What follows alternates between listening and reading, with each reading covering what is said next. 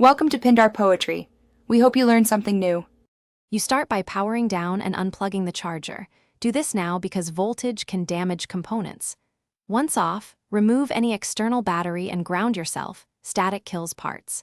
Make sure screws are separated by length, and then remove the back cover screws that secure the keyboard frame. Use a magnetic tray or labeled paper.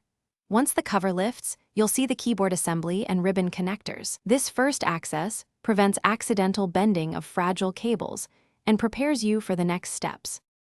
Now focus on the keyboard ribbon and any additional connectors.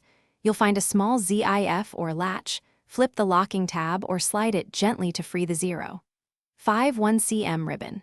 Next, remove the screws that directly secure the keyboard and use a plastic spudger to pry up the bezel. Metal tools will scratch or short things. Be methodical. Photograph connector locations and keep screws with their corresponding parts. Once tabs clear, tilt the keyboard up carefully, checking for hidden screws or adhesive that can. You can now lift the keyboard out after detaching every ribbon and auxiliary cable. Do this slowly to avoid tearing. To install, align the new keyboard, insert the ribbon straight into the ZIF connector, and flip the lock down. Make sure the cable is fully seated.